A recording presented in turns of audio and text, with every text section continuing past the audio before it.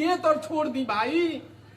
हम मान लेनी कि बहुत अच्छा बड़े बहुत बड़े ठीक बा, अच्छा के तो सबे दिखला सबसे खराब बड़े, लेकिन हमार होंगन हम के तो छोड़ी। साहब के कहे के मतलब ही रहे क्यों हमार होंगन भाई,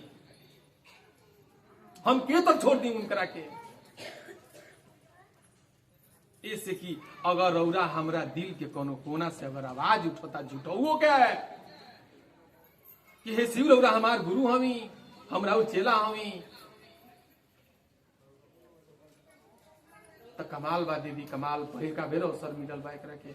हम कही लेनू हमरे रौरा खानदान से बहुत लोग चल गई, केहू की सौभाग्य प्राप्त ना भइल। ये पीढ़ी में हमनी के आइल बानी सन दीदी रौरा, हमनी के मतलब रौरा कहतनी रौरा हमरा ई सौभाग्य मिलल बा कहे कि अपना पूरा खानदान में हे शिव रौरा हमार गुरु हम। आहा अरे कलेजा हिल जाला जब महादेव से कहा जाला कि रौरा हमार हम। दिल लगाई ना, का दिमाग लगाओ तनी सन हम, दिल लगाई। अरे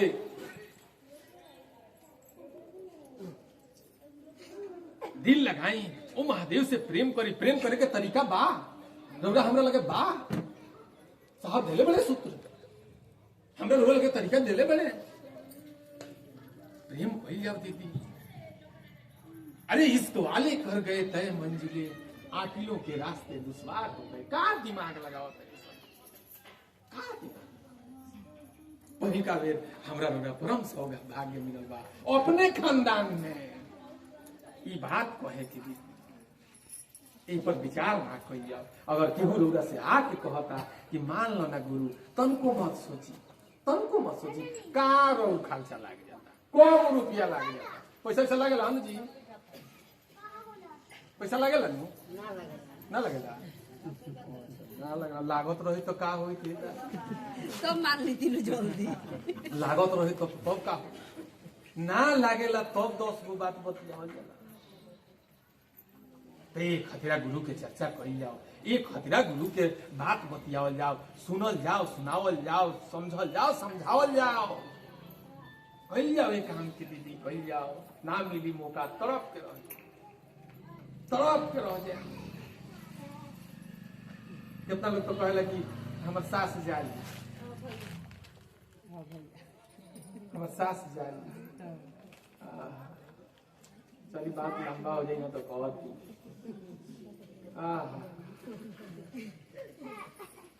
बहुत दी बात टाइम 10 मिनट काम करे के पहिल का बेर मौका मिले। ओ साहेब हरिंद्रानंद के दर्द के समझल जाओ। लोग के काट लोग, अरे पहले के लोग रहे कि जगत बेच दहल शिव खातिर, अपने आप के बेच दहल, अपने आप के बेचले के मिलत नहीं। बहुत लोग आई जंगल में गई, भूखे पेट तपस्या कई, गोड़ में चप्पल नहीं थे, तन पर कपड़ा नहीं थे, खाए के कुछ नहीं थे, कंद मूल फल जंगल में रह के महादेव महादेव कहे। अरे जगत बेच दल शिव खातिर, अपने आप के बेच दल शिव खातिर। आज लोग शिव के बेचता जगत खातिर। 10 गो रुपया मिल जाओ, तनी मान सम्मान मिल जाओ, तनी पद प्रतिष्ठा मिल जाओ, तनी हमें बेसी लोग प्रणाम करे लगी। का साहब कहते कि मैं दे दूंगा तुमको, क्यों छोटी छोटी में ये रखता है, ये मान सम्मान पद प्रतिष्ठा जगत मैं तुमको दे दूंगा, इसकी चाहत क्यों तुम रखता है। गुरु की चर्चा गुरु के नियत से करो।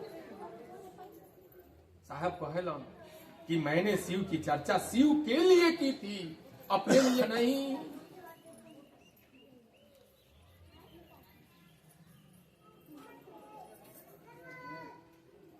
और समय ग्रेजुएशन बैठक में तो उदय भैया बतावत रहे कि साहब के तनख्वाह होखे नु, साहब के तनख्वाह तो घी से आरती होखे।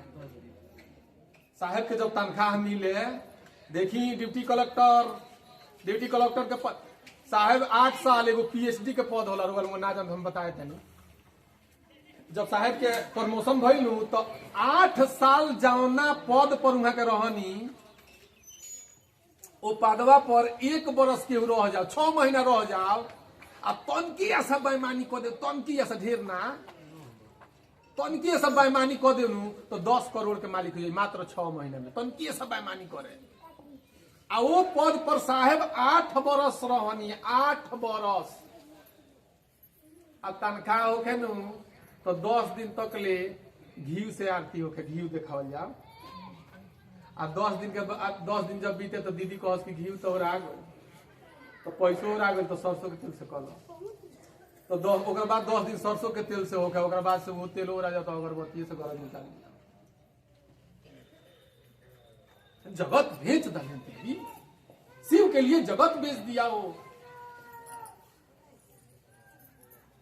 मान सम्मान के कमी रहे जे डीएमए हो के उनका मान सम्मान के कमी बा जे जिले के मालिक हो के मान सम्मान के कमी बा दीदी। लेकिन दर्द वो खातिर ना भइल, दर्द शिव खातिर भइल। हा महादेव जब साहब से कहले नु कि क्या करते हो, महादेव जब साहब से कहले कि क्या करते हो, कहले कि जी मैं शिव का शिष्य बनाता हूं। तब महादेव कहले या करने के लिए क्या कहते हो, करने के लिए क्या कहते मैंने शिव के शिष्य बना दिला ओकरा बाद से का करे के कहेला। बात समझ में आता दीदी कि शिव के शिष्य बना दिला लेकिन ओकरा बाद करे के का कहेला। तब साहब के बुझाई कि रे शिव शिष्य बना दिले तो हम तो ही ना कहले कि दूसरा के बनइयो, हम ओकरा के समझाई ले कि मारन उचाटन दुकान व्यायाम दुकान सिखावस सिखले रहे थी में आई कहां बा 14 साल रहे शमशान में उ सिखले रहे शिव शिष्य बना दे सा उ कहस कि मारन उचाटन करियो दुकान की करियो।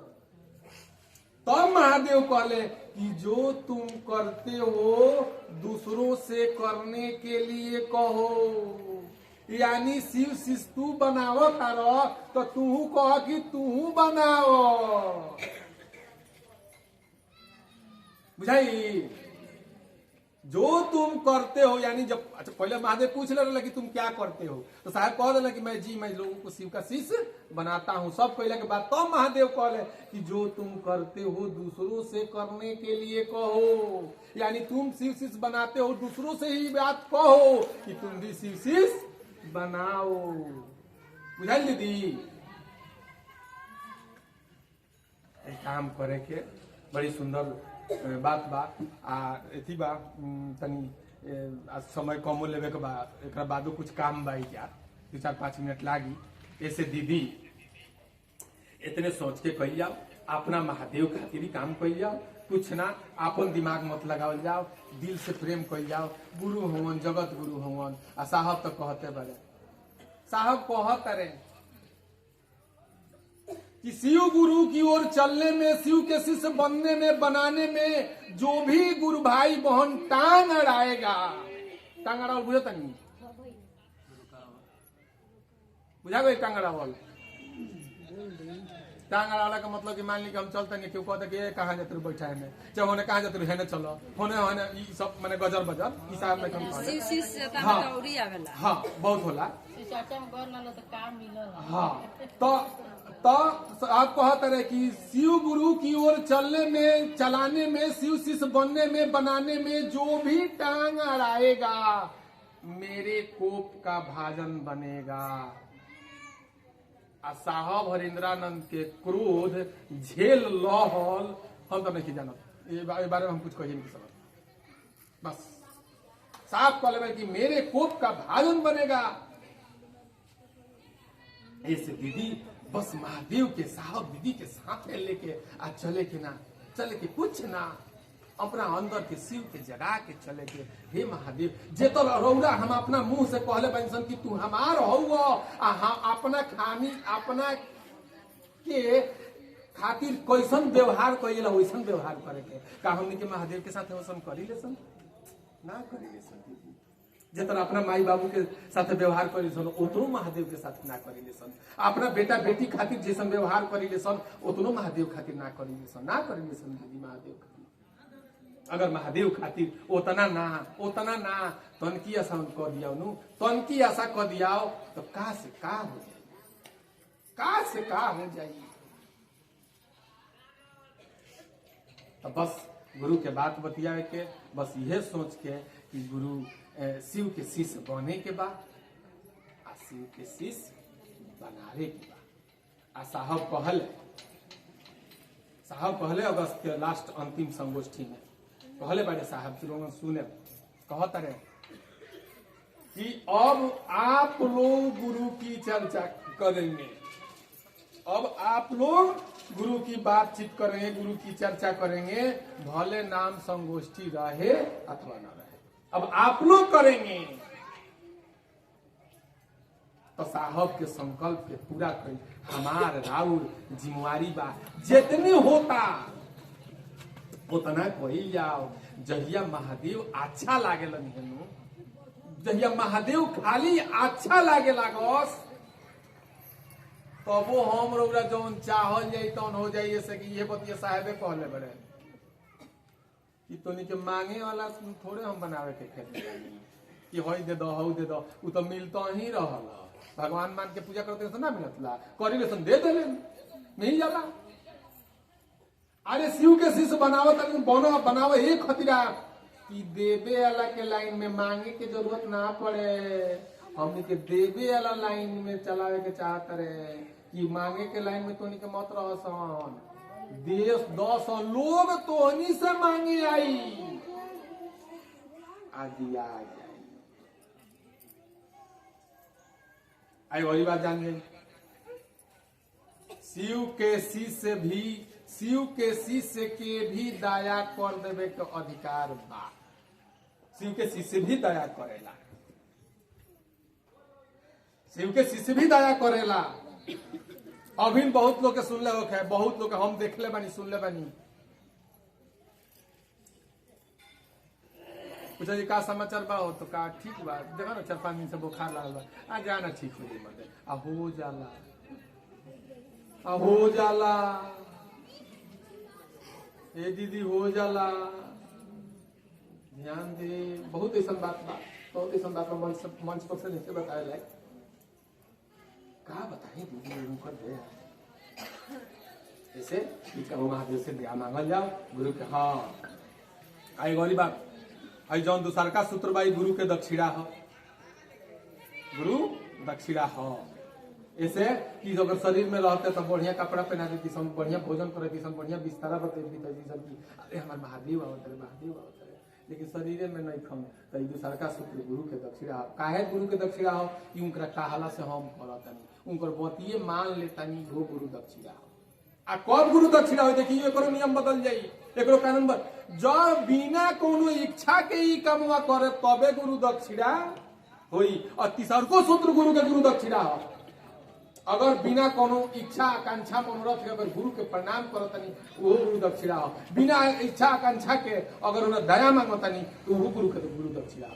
हाँ अगर उनमें कुछ बात समाहित हो मांग चांग बा चाहे कोनो स्वार्थ निजी स्वार्थ बा ओकर रूप बदल दे, वो गुरु दक्षिणा नहीं। ऐसे दीदी काम कल जाओ, गुरु चर्चा में आई जाओ, जाई जाओ, कहल जाओ, बतियाओ जाओ। बस एक उद्देश्य रहे शिव शिष्य बने के बाद आ शिव शिष्य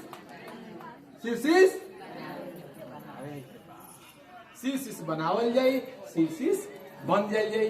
का है कि साहब कहले बनी कि स्टेशन पहुंचाने वाला भी स्टेशन पहुंच जाता है। तो हमने शिव शिष्य बनावल जाई तो शिव शिष्य। ठीक बात दीदी, और कोनो बात नहीं है।